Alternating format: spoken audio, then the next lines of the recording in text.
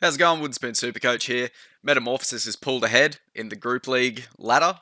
He's now made 26.52. He's got a couple of bets this week with 3 left to go today. Again, I'm recording this before I've watched the Sunday game, so we'll just make a cut later. Metamorphosis has got the strategy down. This is what I would do if I was one of you guys, is just pick 7 try scorers. Each of them gets a single bet, and then all of them put together gets a multi. The multi most likely isn't going to come off, but if it does, you get a shitload of money, and it's just a nice, safe way to slowly build up the money, as you can see Metamorphosis is doing here. So he's currently winning. If after 27 Metamorphosis is at the top, I will be transferring him the amount he has contributed. We're going to make a little tweak to this. Once someone has gotten to $100, you are guaranteed to get that $100, and I'll transfer you that $100. Anything further than that $100 then gets halved between you and the prize pool.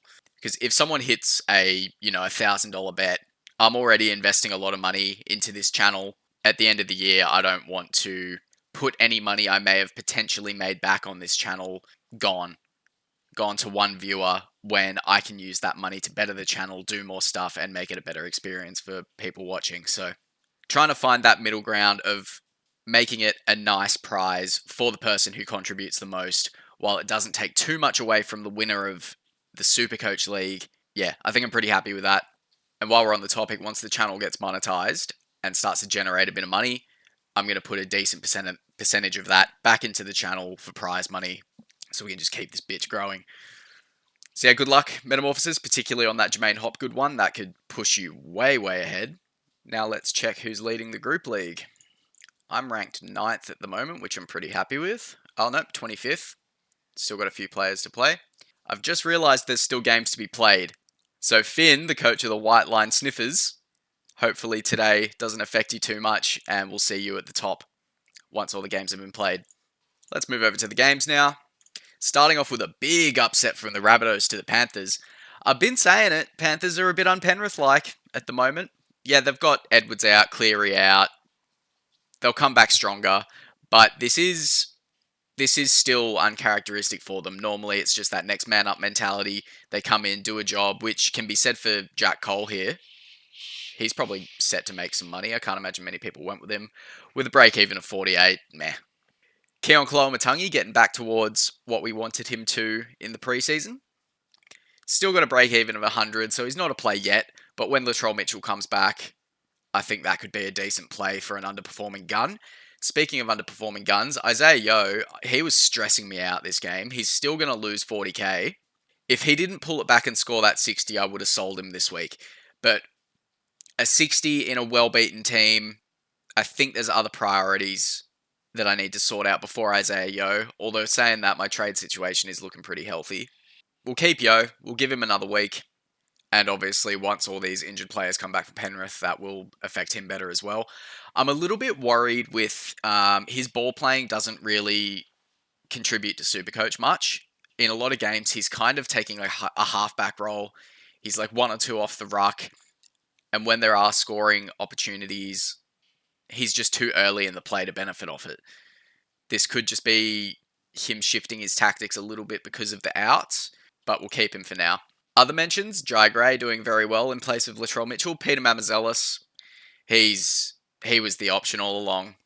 With a negative 27 break even and scoring a 64, honestly, you can still get him in. I don't think I missed out on Starling last week because I went for Horsburgh and Nicholson. I got Nicholson in. Just couldn't get a trade done at hooker. I would have liked Starling, and we'll see how he went shortly.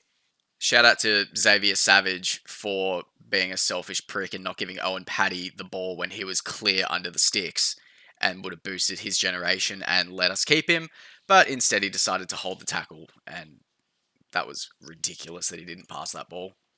Johnston coming back with a decent score. With Latrell Mitchell coming back, again, you could look at him. He did take a bit of a hit in scoring a try, so we'll see how he is fitness-wise. To'o with a bounce back. Still a high break even. He'll bottom out a little bit. If he gets down towards that 600k mark, I'd love to bring him in. But we do need to start thinking at this period about bringing in potential Origin players.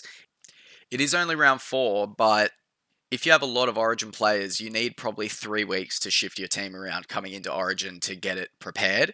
So we're round 4 now. We've got round 5, 6, 7, 8, and then you've got 9, 10, 11 to get ready for Origin. So we've got 4 more rounds here before we need to start trading Origin players out, if that's what we want to do.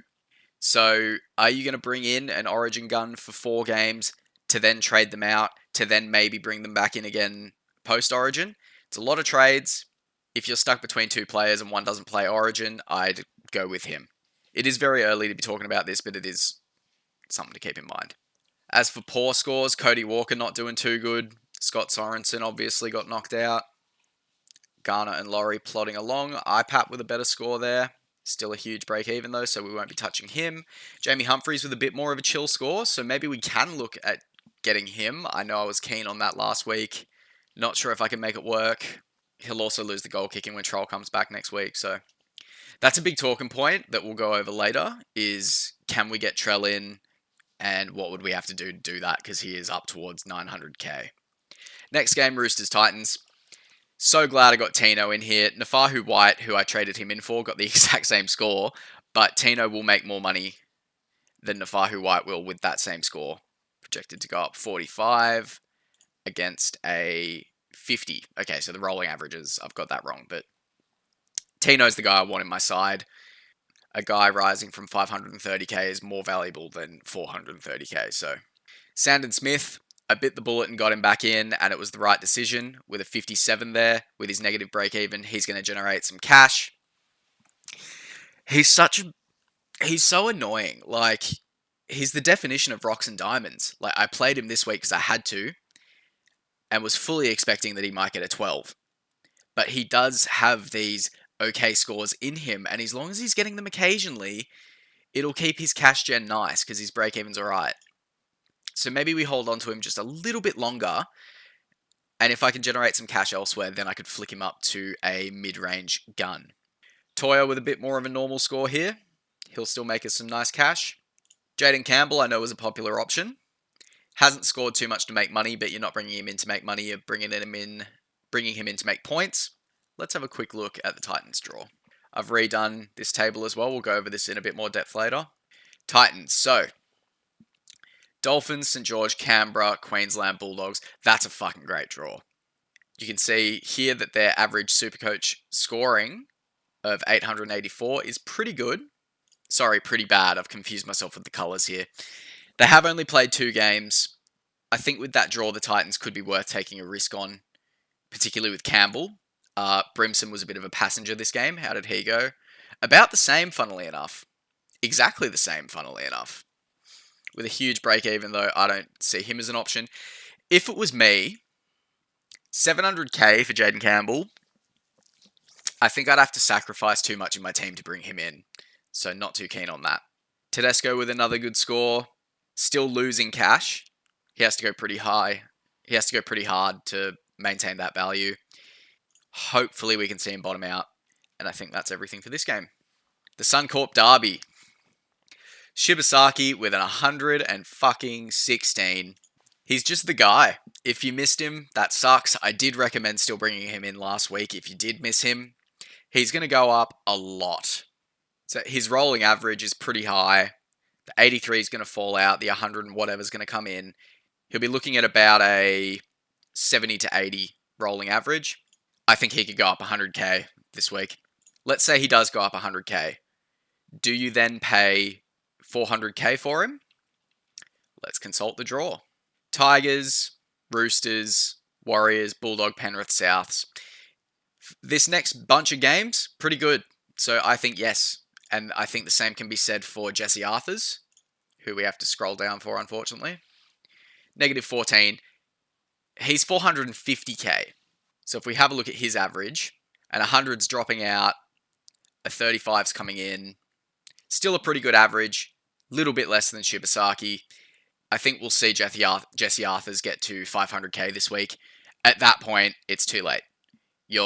Unless you want the points, because the Broncos do have a decent draw, that would be a pod play. He's not a pod at all, but bringing him in now would definitely be a pod play if you want the points. He's still got a little bit of money to make, but I think at this point you wait for the next centre wing cheapie.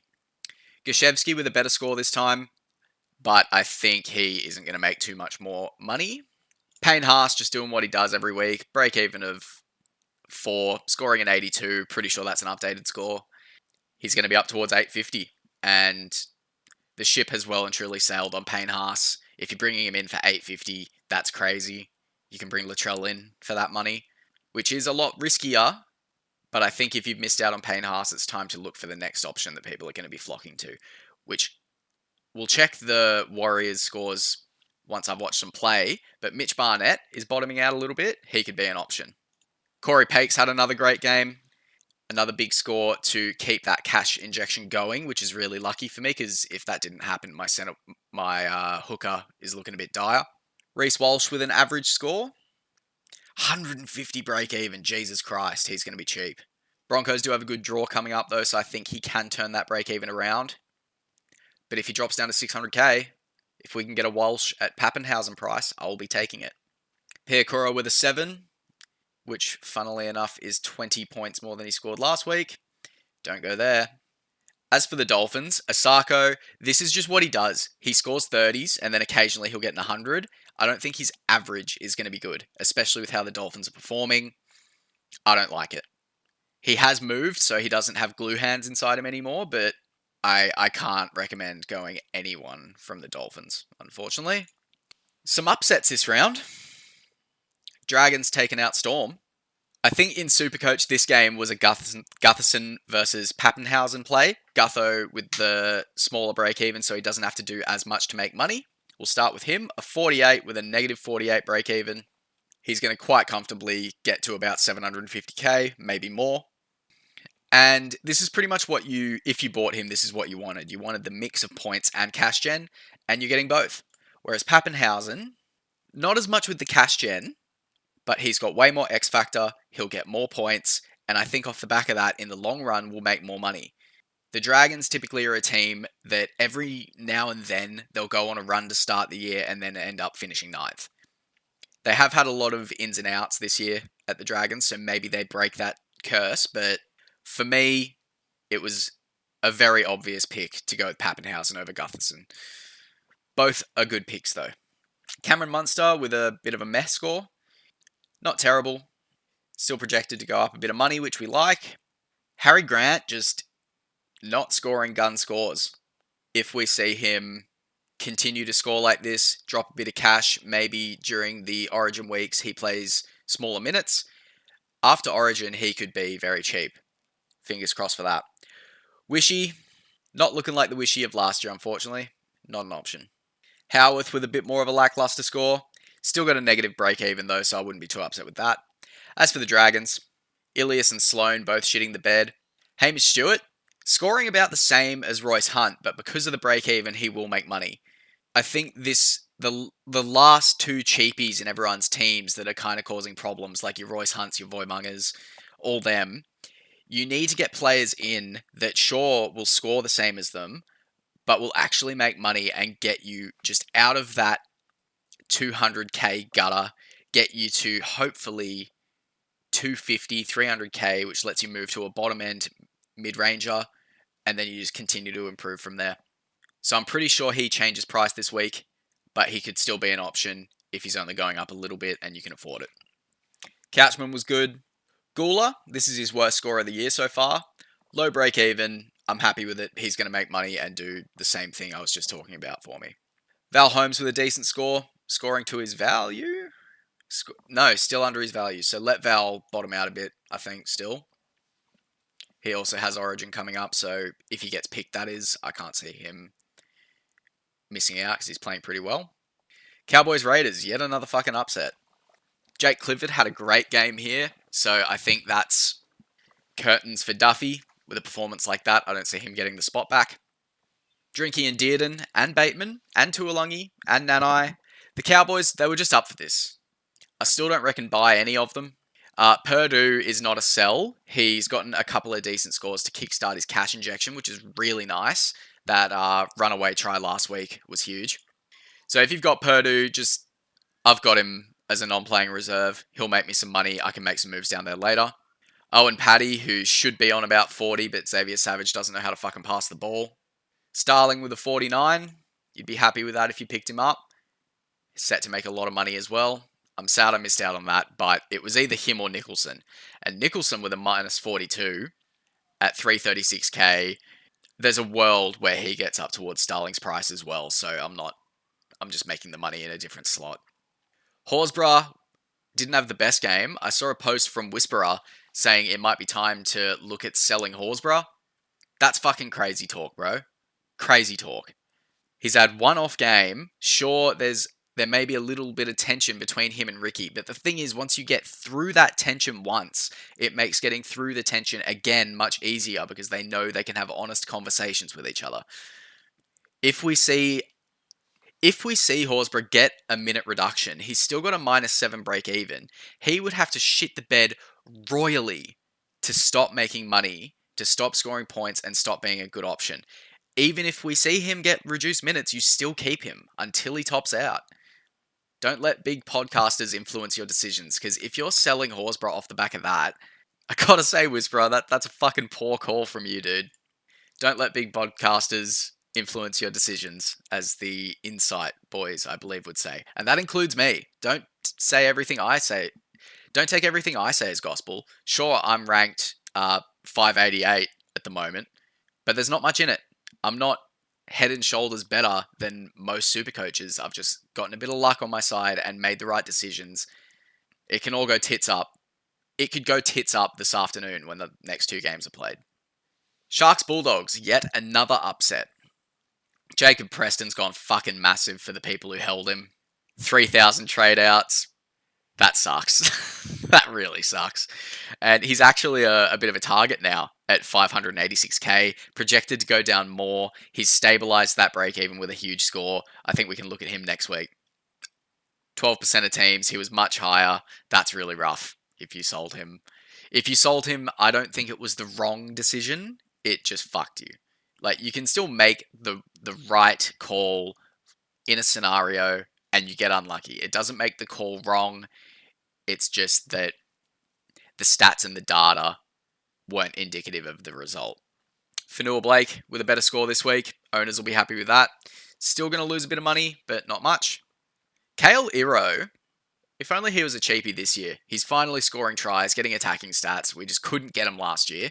He was just scoring base and was still scoring really well scoring base. But if he got some tries in there, fucking hell, he would have been like the Hopgood of that year.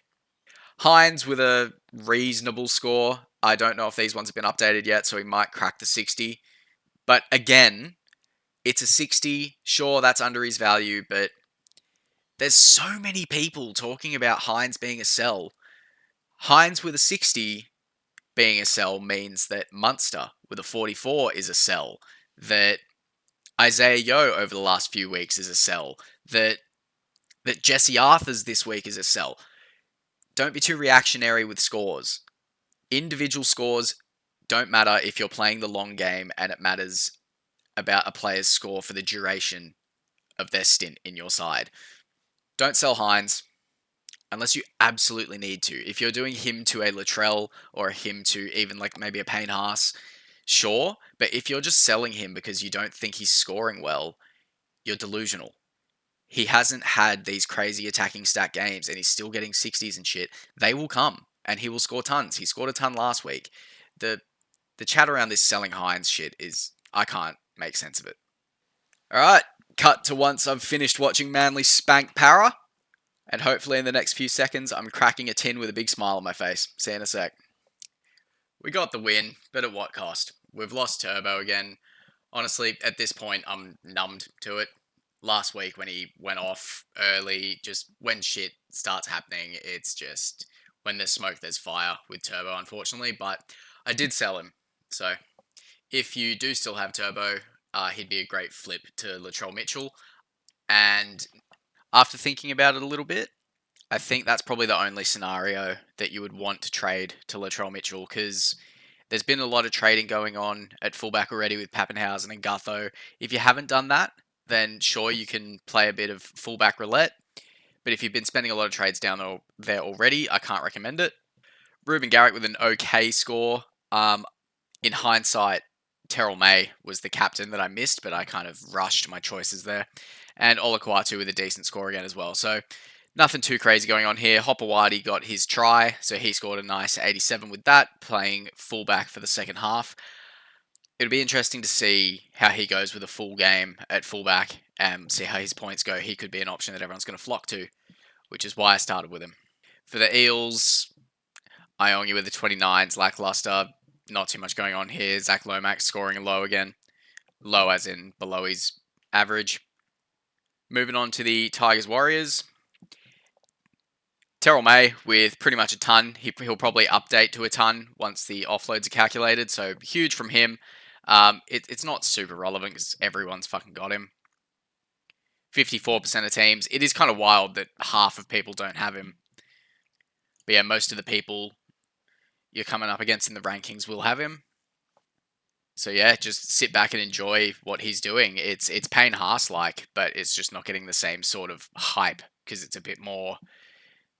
There's just a bit more force behind Payne Haas, I think. But Terrell May is still incredible to watch. Luke Metcalf didn't play him this week. He got a decent score of 54. Even against the Tigers, I just didn't trust him. He could have scored a 12. It wouldn't surprise me at all. James Fisher-Harris is scoring around about his average, which is what we've come to expect. Voimunga with a slightly better score, which is annoying now that I've sold him, but still good to get rid of him. Royce Hunt with a 17. He's becoming a bigger problem. Jerome Luai is also becoming a bit of a problem. I'd definitely sell him as well if you didn't sell him when he scored that 17 the other week. It just doesn't look like his role in the Tigers is converting to Supercoach points. So Turbo's got a AC joint injury. He'll be gone for 6 weeks. I forgot to mention that in the last game. But yeah, that's all the games. I will update all my graphs and data and stuff and have that video out on Tuesday. And then we'll look at some trades. Before we wrap it up, let's quickly check the group league. So it looks like White Line Sniffers did end up taking it. He's made it up to 5,000 points. Where am I here? 8th. So I've dropped 72 ranks this week, which is a shame, but there's really not much in it. Anyway, so Finn, if you're watching this, leave a comment and you'll get most of the budget in the betting that goes towards the prize pool. So leave a comment with a bet. Make sure you say it's you so I know to give you more money. And yeah, hope you guys scored pretty well. This week, I got a 1204. I think it was a bit lower of a Supercoach scoring week, so I think 1204 I'm pretty happy with. But yeah, comment your scores below. See how you went, and I'll see you on Tuesday's video. Hooroo.